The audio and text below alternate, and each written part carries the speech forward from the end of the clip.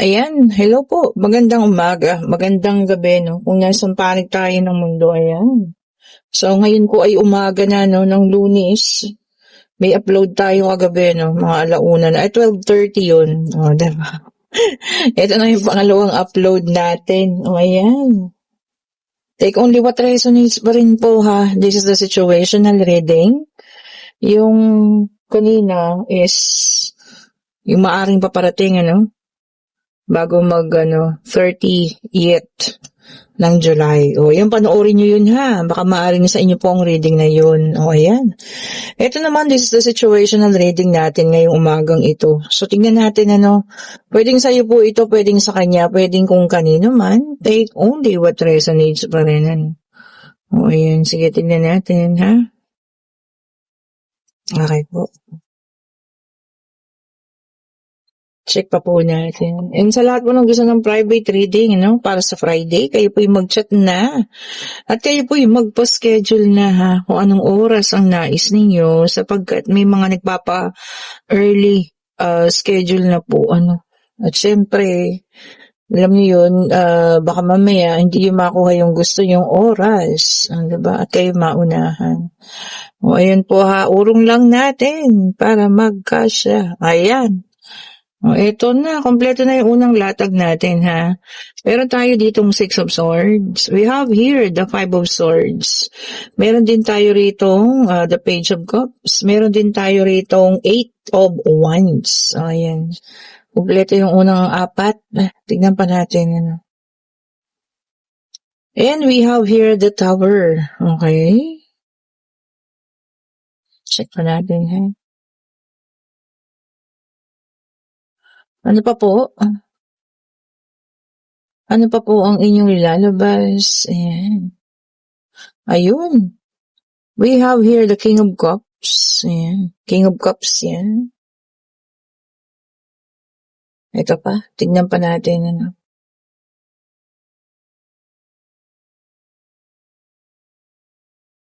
Ito na. Meron din tayo ritong 4 of Pentacles. Ayan.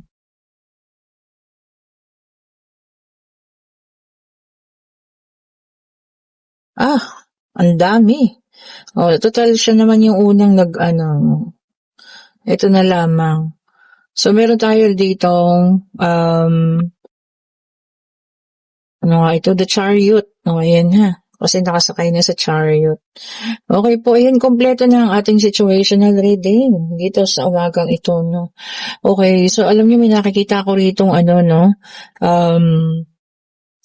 matatanggal na, no? Kasi meron na ritong nag-collapse. Ayan ha.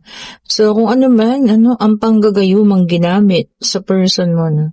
Kasi nakita ko dito, may hawak ang cups, ang ating King of Cups. Maaaring ito ay pinainom, diba? Kaya, alam mo yun, mismong itong person mo ang umalis sa'yo. Tignan mo. At talagang, alam mo yun, itinaboy ka niya papalayo. At ikaw yung nakaramdam ng parang pagkatalo dahil iniwanan ka nga niya. Diba? Yun pala, ito ay ginamitan lamang ng gayuma. Ayan, kita mo, yun ang sinamahan niya, ayan ha. Ito na, na nandito ang tower, ibig sabihin, mabubuwag na. Mag-e-expire na po ang gayumang ito na ginamit sa person mo. Nako. Ito. Mababalitaan mo ang mga pangyayaring ganito kasi magkakaroon ng kaguluhan. Kasi parang nag-iising, ang person mo sa matagal na pagkakatulog. Okay. And parang, alam mo yan, magugulat din siya. Kasi yung kaperahan niya, bakit parang budgeted na lang. Diba? Parang naubos. Hindi niya alam kung paano nangyari. Ayan. Maaaring niya, siyempre, diba? Ginawan din ni Bakekang ng yun. Kaya yun ang gusto nilang makuha, yung financial. Kaya niya pinagayuma. And meron tayo rito the Chariot at saka itong 8 of Pentacles. So this is movement or paggalaw. So maaring kaakibat ng kanyang pagkagising ay yung kagustuhan niya naman na magbalik sa'yo. 'Di ba? Sabi ko sa inyo kahit anong gawin pa diyan na gayuma. Pero oras na magising ang taong ito, babalik at babalik po 'yan dun sa taong kanyang minamahal. Yung tunay niyang minamahal. O, di ba? So, hahanapin kayo ng taong ito dahil sabi ko nga, ayan na, nag-expired na yung ginawa ni Bakekang. Pinainom niya kasi no, ang taong ito. Pero totoo po yun ha, sa pagkain nilalagay, sa inumin, alam mo yun, para mapaamo. Oh. Ay, so nag-expired na. Wala naman kasi nagtatagal, di ba? Lahat po iyon, natatapos at natatapos din naman. Lahat po may katapusan ha. Lalo na ngayon, ano, siguro, maaring hindi niya na pinaulit pa. Kasi wala na rin siya nakukuha sa taong ito. Kaya inayaan niya na magising na at lumayas na. Dahil wala nang kaperahan din eh. Budgeted na nga, ubos na. And we have here the fool. Ayan. Hihingi niya ang kalayaan niya kay Bakekang. Diba? At ibibigay naman ng isa. Kasi nga wala na eh. Wala na siya makukuha. No. O wala nang kaperahan na makukuha pa dito sa person mo. Yan lang, kawawa. O, diba? Nagising nga, wala naman ng pera. O, ayan ha. Sige, tingnan pa natin. Wow, napaka-intriga ng Lunes na ito ha. Ooh, and we have here the Queen of Wands. So, eto ka na. So, sa ngayon, napakaganda ng ayos mo, maganda ang buhay mo, napaka-energetic mo, maraming pagbabago sa buhay, ano. Although kahit maraming pagbabago sa buhay, nananatiling nakaapak sa lupa. O, diba? Ibig sabihin, talagang mabait ka pa rin, mapagkumbabang tao, kahit na umalsa na ang buhay mo, umayos na. O, diba? So, eto no, di ko lang malaman, no, kasi kayo naman na makakasagot. Kung ito bang taong ito, ihahayaan niyo makalapit sa inyo. And we have here the Five of Wands. O, ito na ha. Magkakaroon muna sila ng kaguluhan. Oh, yan ha, conflict. Kasi gugustuhin ng person mong malaman kung saan napunta ang kanyang kaperahan. Bakit naubos? O, diba? Gusto niya malaman ng buong katotohanan. Siyempre, babanggitin ba yun ni Bakekang? Siyempre, maggagawa na yan ng samut-saring kwento na naubos sa ganito, sa ganyan. O, diba? Hindi niya alam inilipat na sa ibang pangalan. We have here the Ten of Cups. Ayan, happiness. Ayan. Ito yung gusto niyang hanapin, yung happiness o yung tunay niyang kaligayahan. Oh! At siguro alam niya talaga na sa'yo lang ito matatagpuan. O, diba? Sa'yo at sa'yo niya lamang ito makukuha. So, ito patignan pa natin, ha? And meron tayo rito Nine of Swords, pagsisisi, no? Ayan. Kalungkutan, pagluha, yan ang mararanasan niya. Kasi hindi niya inasahan, ano? Naiwanan ka niya nang hindi niya naman sinasadya. Doon sa may mga person na kinulam dyan, ha? Alam niyo na, hindi yun sinadya. Totoo naman. Kasi wala sila sa hustong pag-iisip nun eh. Diba? Maaaring natukso sila, pero hindi naman nila kagustuhan na sumama doon. Tapos minipula na ng babae, di ba? Para makuha niya na lahat-lahat. And we have here the Six of Wands. Success is coming naman sa'yo, ha? Sabi niya rito, no? Hindi ka nag-revenge. Hindi ka gumante. Bagkus inayos mo ang buhay mo. Naging mas successful ka.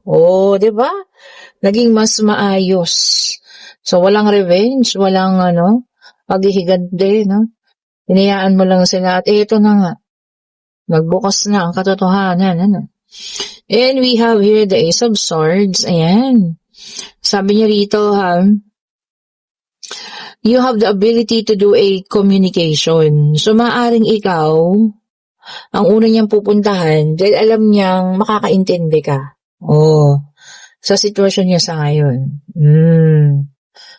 Diba? Kung maiintindihan mo naman at alam mo na may katotohanan naman kanyang sinabi, alam mo yun, kayo po'y mag-usap. And we have here the Two of Wands. Ayan. Sabi niya rito, no, dalawang landas ang pagpipilian mo. Parang yung kanina to, ha. So, pwedeng, alam mo yun, sumama ka sa kanya, pwedeng hindi naman, pwedeng patuloyin mo siya sa buhay mo ulit, or ano po, ha. Depende pa rin po sa inyo, sabi ko nga, diba? Kasi kayo naman yung magde-decide yan, diba po, no? Kayo rin yung makikisama. Okay po. So, pagdesisyon ng mabuti, no? Pero ayun nga, alam mo yan, nag-expired na or mag-e-expired na ang panggagayuma ni Bakeka. At magbabalik niya siya sa dati niyang pagkatao. Siyempre, ikaw po ang kanyang uunang hahanapin, di ba? Dahil ikaw naman talaga yung kanyang tunay na minamahal. Di ba po? So, depende po sa inyo ha. Kayo pa rin na magdesisyon yan. Ayan, nandito na tayo sa ating pangatlong deck of cards. Ayan. Ito ba'y pwedeng sa'yo pa rin, pwedeng sa kanya, pwedeng kung kanino man, take only what resonates pa rin po ha. Depende kung makaresonate kayo sa inyo po, kung hindi naman, pass the video natin. Ayan, ito na ha. Alalaman nyo naman, di ba? Kung talagang gayuma, kasi nagbabago ugali. Mainitin ang ulo. Nung bago umalis sa inyo ha, laging mainitin ang ulo, hindi na makausap ng matino. Tapos bigla-bigla na lamang umalis. Di ba? Walang paapaalam. Di ba? Alam niyo yan. Yung palang pagbabago ng ugali, magtataka ka na. Hindi naman ganun dati, ba't naging ganun? And we have here the King of Pentacles, Earth sign, Taurus, Virgo, and Capricorn. Oy, wealth. Pagyaman. Iba sa inyo talaga yung nakatakdang yumaman, ha? Saluhin na yan. Kung sino man ito sa inyo, ang nakatakdang yumaman, ibig sabihin yan, giginhawa na ang buhay. At doon talaga papunta. Hindi na mapipigilan. And we have here the Three of Swords, air sign, Gemini, Libra, and Aquarius. Nako, yung sabi, iba naman sa inyo, no? Suffering. Paghihirap. Yung iba, nakatakdang yumaman. Yung iba naman, nakatakdang maghirap. Bakit? Ganun talaga, no? Para, alam mo yun, maging balance. Para sa oras na alam mo na kung paano maghirap. Siyempre, panghihinayangan mo na yan. Iingatan mo na sa susunod. And we have here the Six of Pentacles, Earth sign ulit, Sabi niya rito, prosperity and abundance. May tutulong daw sa inyo. Ayun, may nagbibigay ng tulong. Ayan ha. Kung sa'yo naman ito, na mabibigyan ng tulong, ayan. Palaguin, kung ito man ay puhunan, kung ano man, itutulong sa'yo. Ayusin mo para, alam mo yun, hindi nila pagsisihan ang pagtulong ko sa inyo. Diba naman? Ito pa. Tignan pa natin, Tignan pa natin. Yun. And meron tayo ditong 10 of Wands, a fire sign, Aries, Leo, Sagittarius. So meron tayong Earth, Air, and Fire. So tatlo na silang lumalabas ha. Sabi niya dito, meron tayong dagdag na responsibilidad na papasanin. Ano itong dagdag na responsibilidad ninyo na papasanin nyo raw? Naku. Sana'y makayanan pa, di ba? Ano ba yung idadagdag sa atin? Pagbayad ng kuryente, mga bills, tubig, ano pa bang idadagdag nyo sa amin? Pagtaas ng bilihin, dadagdagan nyo pa ba ang aming mga pasanin? Nako po, sana naman po hindi na ha. And meron tayo rito, King of Swords, air sign ulit ito. Sabi niyo naman dito, may iba sa inyo maa-appoint to be a leader. Leadership. Baka kayo magagawing supervisor. Mga bisor na kayo ha, yung iba sa inyo dyan. Pagbutihin. Ipakita na karapat dapat ang inyong promotion. Di ba po? And we have here the Nine of Cups, water sign. Lumabas na po lahat ng ating zodiac sign ha. Ito po yung water sign na Cancer, Scorpio, and Pisces. Ayan po. Sabi niya rito, contentment. Kontento. Or iba naman sa inyo ay kontento sa buhay na nararanasan ngayon. Baka, di ba, nandoon na sa point na talagang ini-enjoy na lang ang buhay. Tapos na napag-aral ng mga anak, eto na, i-enjoy na ang buhay. Tama naman, di ba? Pagka nakatapos ng mga anak ninyo, kayo naman, kayong dalawa ulit, di ba? Enjoy nyo ulit ang inyong buhay po. Kung single naman, di ba? Enjoy ninyo ang inyong retirement. Di ba po, eto na. And meron tayo rito, the Hangman in reverse, water sign po. Ito naka-reverse siya. Sabi niya rito, indecisive. Naku, hindi rin kayo makapag-desisyon. walang maisip. Oh, ayan, hindi alam kung ano yung desisyon na gagawin. Mag-aralan mabuti, oh, 'di ba? Para kayo makapag-desisyon na. Baka naman kayo na lang yung iniintay, oh, tapos 'di ba? Kaya hindi matuloy-tuloy. Oh. Pag-aralan niyo na po ha, para matuloy na 'yan. Kung ano man tong dapat ninyong pagdesisyonan. Ano? Oh, ito na po at nahulog pa. And we have here the Justice, air sign, Gemini, Libra, and Aquarius, ano? Oh, sabi niya rito, no, oh, lahat ng may ginawang hindi maganda, yun ang makukuha. At yung gumawa naman ng maganda, ang siyang makukuha ngayon. Learning of events, di ba? Mag-ikot din ng kapalaran ng tawag dyan. Or karma, di ba? Sabi sa inyo ang karma po ay nandyan lang sa paligid yan. Hindi yan umaalis. Kumbaga nandiyan lamang yan. Ano? Pag oras lang para sa'yo ang karma na maganda, para sa'yo yan. Kung hindi naman, andyan pa rin yan. Di ba? O ito na, kayo po yung magtanong na ha, pag-ibig, pangyayari, financial, o ano man ang gusto nyo malaman. Ano? Divine Universe, ano pong isasagot mo sa kanilang katanungan? Isa lang po ha, isang kasagutan lamang ang aming hinihingi. Ayan. Divine Universe, ano pong isasagot mo? Ayan po. Ayun na. Ito na po ang kanyang sagot. And sa ngayon po ay hindi pa kung ano man itong itinanong ninyo. Ayan. Tapos sabi rito, no, may makikilala raw kayong madaldal o talkative. Oh, bagay, pagka mga talkative kasi ibig sabihin daw yun, mabilis daw mag-isip. O, totoo ba yan? O, yung mga madadaldal dyan, ha? Kung totoo man yan, ibig sabihin, mabibilis mag-isip po ang mga taong ito. O, ayan. O, kung nagugustuhan ating reading, pa-like, pa-share, subscribe, and hit the notification bell para lagi kayong updated sa mga bagong videos na nire-release natin. Sa lahat po ng gusto ng private reading, ang Biyernes pala, ito ha, ay July 31st. O, diba, ang ganda, Biyernes pa, huling araw ng buwan, maaring masakop na nito, no, ang August mo.